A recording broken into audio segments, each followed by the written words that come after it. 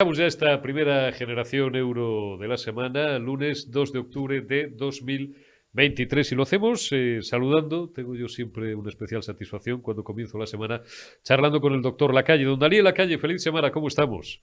Muy bien, siempre un gusto estar con todos vosotros. Un Pues placer. un placer, Daniel. Oye, veo que destacabas esta mañana a primera hora en tu tweet line, o como diablo se llame ahora, en tu X line, en X, antes Twitter, una información altamente interesante de libre mercado, en función de la cual, pues, comprobamos cómo el gobierno sigue, vamos, el gobierno en funciones, que como ya tiene muy claro que lo va a seguir siendo, ¿no? Esto piensan ellos, vamos a ver, pues sigue dando una vuelta de tuerca más en su expolio fiscal a los españoles. Van a reducir de una forma salvaje pues las pocas bonificaciones y las pocas deducciones básicamente por concepto de IRPF de las que disfrutamos. Por ejemplo, bueno, esa archifamosa y emblemática de las declaraciones conjuntas, también van a suprimir cuestiones que tienen que ver con las aportaciones a los planes de pensiones y también algunas incluso con esto que ellos pomposamente califican siempre de escudo social, pues bonificaciones o deducciones por causa de ayudas a la dependencia, etcétera, ¿no?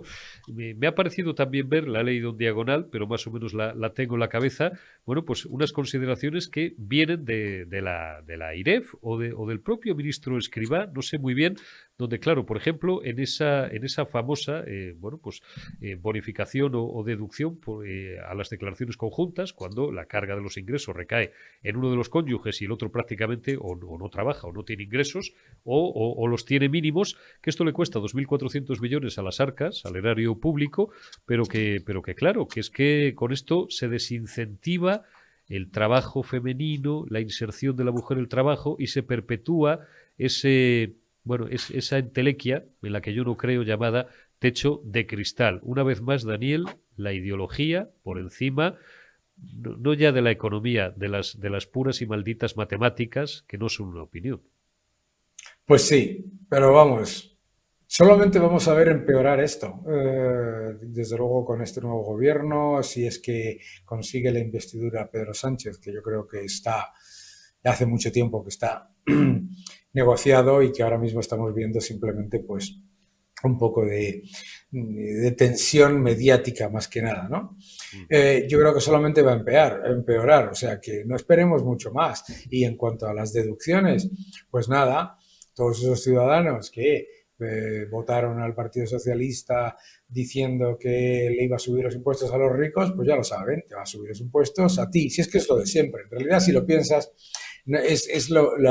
la misma realidad. El socialismo siempre destruye lo que finge proteger y aquí tienes la evidencia empírica. Yo creo que es que no hay ninguna duda. Vamos, me parece increíble que en un país que se ha empobrecido al nivel que se ha empobrecido España, en el que se ha aumentado la presión fiscal sobre la renta y sobre el ahorro de manera tan agresiva, todavía tengan, bueno, pues el objetivo de empeorarlo.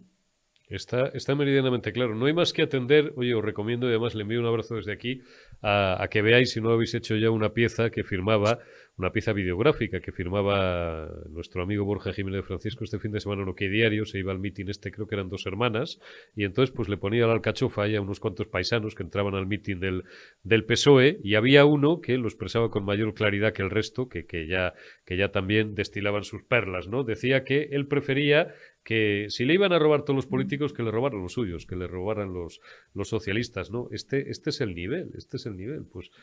Sí, que si Felipe, le iban róbanos a a robar todos, todos los decíamos, pues políticos, ahora que le Sánchez, roben los róbanos a suyos. todos. Es curioso, ¿no? Pero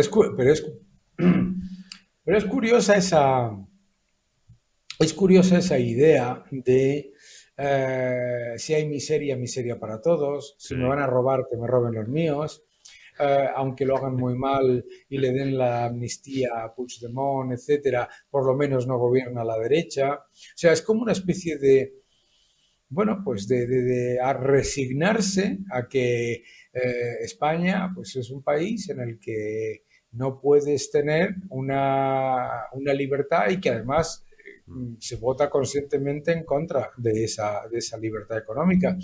Pero vamos, la idea de para que roben los míos, parte de una idea equivocada, que es que ese ciudadano al que le hayan preguntado piensa que son los suyos, entre comillas, ¿no? Son los de ellos. son los de ellos. Claro. Es alucinante. Es así. Al final, como bien dijera Winston Churchill y como luego demostraron pues grandes líderes que en la historia política lo han sido, como Ronald Reagan o Margaret Thatcher, pues es eso, la ideología de la envidia, la prédica del fracaso y de la miseria y de la ruina para todos.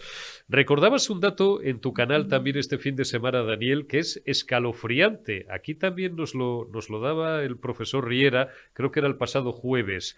Generamos una deuda, el Estado español genera una deuda de 3.000 euros al segundo. Otra de las grandes características del socialismo. Es decir, ¿para qué vamos a tocar el gasto pudiendo incidir en esta entelequia de que los ingresos pueden llegar a ser infinitos? No, lo que hay que hacer es ingresar más, claro, por eso les fríen a ustedes impuestos. ¿No sería más fácil hacer, pues no sé, un recorte racional del gasto público y lejos de esto, no? Deuda. 3.000 euros por segundo. Qué barbaridad. Pues 3.000 euros por segundo con ingresos récord, lo que acabas tú de decir. Y es importante entender que el déficit es siempre un problema de gasto, nunca es un problema de ingresos.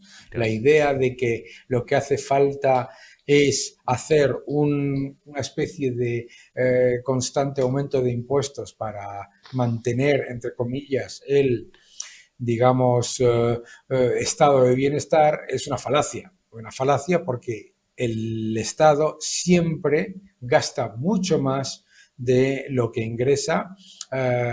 Y España solo ha tenido 3 años de superávit fiscal, los años de la burbuja inmobiliaria. Por lo tanto, la idea de que hay que subir los impuestos porque hay déficit no tiene ningún sentido. Y desafortunadamente es una idea que permea no solamente por la izquierda, sino por la derecha.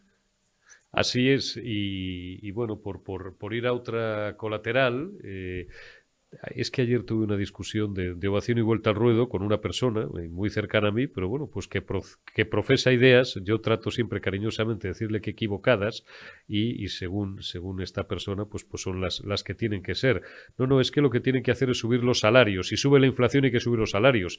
Digo, te voy a demostrar que no, al menos por 5 razones distintas, no siendo la menor de ellas, y lo voy a hacer muy corto, que si subes los salarios, la empresa del tío que trabaja para esa empresa y al que le acabas de subir el salario tendrá que cobrar más caro sus productos y también sus servicios, con lo cual la inflación también crecerá, con lo cual es una espiral, no es un círculo virtuoso, es un círculo vicioso, que de verdad no es difícil de entender. Yo no soy economista, me manejo mucho mejor con las matemáticas puras y duras, pero es simplemente una cuestión, no sé, de las 4 reglas básicas, pero esto no lo entienden. Hay algunos que sí lo entienden, pero que por sectarismo les interesa seguir esparciendo esta mercancía averiada porque parte del paisanaje la sigue comprando. Yo creo que el problema es pensar que los salarios dependen de la inflación. Los salarios no dependen de la inflación.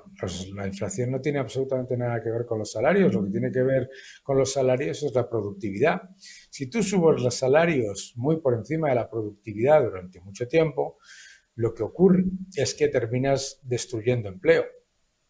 Eso ya ocurrió en la crisis de 2008. Entonces, la idea de que si suben los precios, lo que tienes que hacer es subir salarios, primero, olvídate de explicar lo que tú acabas de hacer, porque no te va a servir nunca.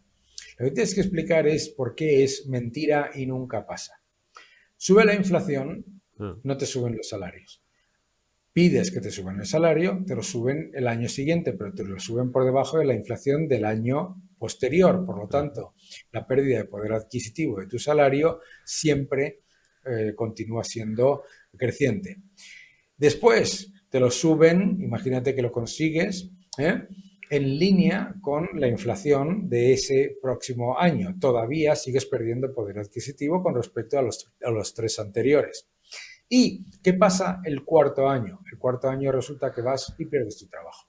Es decir, lo que no se da cuenta la gente es que cuando se actúa sobre las consecuencias, la inflación, y no sobre las causas, la cantidad de dinero, el exceso de gasto, etcétera, siempre se termina generando un problema mucho mayor que el que has generado anterior, que el que estás intentando solucionar. Fíjate cómo estamos viviendo por primera vez en la historia unos gobiernos que no paran de implementar ese mal llamado concepto de expansión fiscal en medio de la inflación. Pues claro, eso continuará aumentando la inflación o manteniendo una inflación elevada porque es más consumo de unidades monetarias recién creadas. Pero básicamente a la persona que diga el problema de la inflación se soluciona subiendo los salarios, le diría que me diga un solo país en el que hayan aumentado los salarios reales, después de la inflación, el poder adquisitivo de los salarios, haciendo eso. No hay ninguno. Desde tu punto de vista, ¿va a seguir aumentando durante mucho tiempo la masa monetaria, lo que llamáis los economistas, bueno, no sé si es la M2, la M3, o las dos? ¿Va a seguir disparatándose la masa monetaria por acción? Yo es que el otro día me quedé también con una cierta tristeza después de oír al presidente de la Reserva Federal norteamericana decir algunas cosas, ¿no? ¿Esto se va a seguir disparatando per secula seculorum, o al menos durante los años suficientes para que nos vayamos todos al carajo, por utilizar terminología del gran Javier Milei, o llegará algún momento en el que, no sé, si el baranda de la Reserva Federal o algún banco central del mundo imponga como tendencia el volver a la racionalidad? Los bancos centrales hacen lo que tienen que hacer para su mandato, que no es bajar la inflación, sino mantenerla. Por lo tanto, lo van a hacer. Y lo van a hacer exactamente como esperamos. La idea de que los bancos centrales están llevando a cabo políticas restrictivas no tiene absolutamente ningún sentido. Y yo creo que lo que la gente tiene que darse cuenta es que la pérdida de poder adquisitivo de sus salarios va a continuar en un entorno en el que los gobiernos cada vez están más endeudados, porque cuanto más endeudados están, los bancos centrales emiten más dinero, ¿sabes? Está claro. Para terminar, Daniel, como tenemos fresca todavía la intervención, las varias intervenciones en la pasada semana del candidato del partido más votado, Alberto Núñez Feijóo, y líder del Partido Popular, donde, amén de un plan de regeneración política, expuso también un plan de recuperación de la economía española, bastante sólido y bastante solvente, a decir de los economistas a los que yo respeto. Destácame un par de ideas, al menos del plan económico que esbozó la pasada semana Alberto Núñez Feijóo. Las dos ideas que quizás más sugerentes te hayan resultado o más eficaces para revertir la situación en la que nos encontramos. Hombre, yo creo que lo más importante del plan económico de Feijóo es que es realista, ¿no? Realista con la situación económica de España y que por lo tanto, pues lo que intenta es revertir algunas de esas grandes trabas que se han generado por parte del gobierno. Para mí hay factores pues, que yo creo que son muy importantes, como son embridar el exceso de gasto público, ser más conscientes de la importancia de la reforma de la administración, poner en marcha una moderación en la carga fiscal. Yo creo que esos factores son positivos. Se le puede poner algún tipo de crítica, que probablemente, siendo una investidura en la que estaba centrado en temas más de constitución, más etcétera, pues políticos. A lo mejor todas esas propuestas han pasado un poquito, por alto, no han generado grandes titulares y que a lo mejor se quedaron un poco, precisamente por ser prudentes, un poco, pues, digamos, en el limbo. Pero yo lo tildaría de eso, de prudente y de realista. Pues con esas dos calificaciones nos quedamos. Prudente y realista el plan económico de Feijóo. Doctor Daniel Lacalle, te envío un abrazo y te deseo feliz semana. Cuídate mucho. Hasta dentro de unos días. Muchísimas gracias.